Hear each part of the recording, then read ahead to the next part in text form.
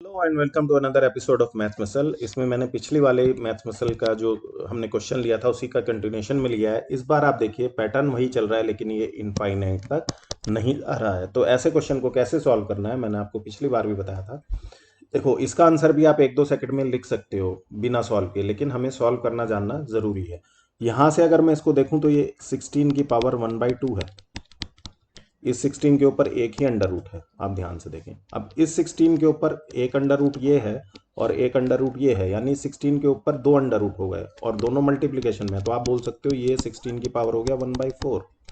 ठीक है। अब ये तीसरा 16 देखो, इसके ऊपर तीन अंडर रूट है, 1/2, 1/2 और 1/2, यानी ये क्या हो गया 16 रेज़ टू पावर 1/8।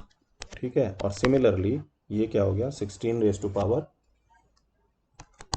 1/16। ठीक है।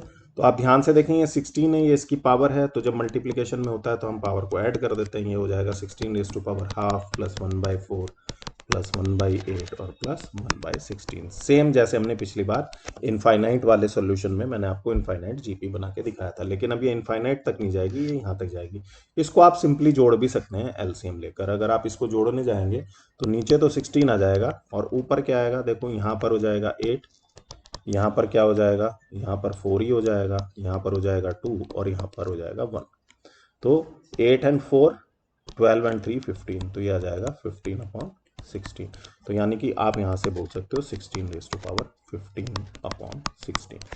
ठीक है। ये इसका आंसर आ जाएगा। अगर ऑप्शन में 2 की पावर में दिया हुआ है तो आप उसको फर्दर रैशनलाइज कर सकते हो। इसको मैंने आपको ये भी बोला था आप इसको 2-3 सेकंड में लिख सकते हो। वो कैसे लिख सकते हो, आपने ध्यान से देखना है कि कितने टोटल अंडर रूट लगे हुए हैं। पहले तो जो ये लिखा हुआ है उसको लिख लो, ये है 16।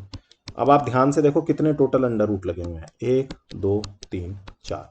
4 अंडर रूट लगे हुए हैं, तो आप देखो 2 raise to power 4। 2 raise to power 4 कितना होता है 16। तो आप यहाँ पर इसकी पावर 16 नीचे लिख दो और 16 में से एक 16 - 1 कितना होता है 15, वो आप यहाँ पे लिख दो। ठीक है। यही आपका आंसर हो जाएगा।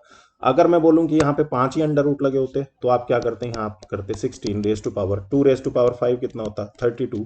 आप लिख देते नीचे में 32 और उसके ऊपर क्या जाता 32 - 1 यानी कि 31। अगर 3 अंडर रूट लगे होते तो आप बोलते 16, 2 रेज़ टू पावर 3 कितना है 8 और आप उसको क्या बोल देते 7। ठीक है। तो इसका भी आंसर आप 2-3 सेकंड में लिख सकते हो। अगेन वही आपको पैटर्न ध्यान में रखना है। इस तरह के क्वेश्चन को कराने का मतलब क्या है कि ओलंपियाड में आते हैं, नॉन रूटीन, यूजुअली हम इनको देखते नहीं है, लेकिन इस तरह के क्वेश्चन ओलंपियाड में या कोचिंग एंट्रेंस टेस्ट में आ जाते हैं और आपका बहुत ज़्यादा टाइम कंज्यूम करते हैं।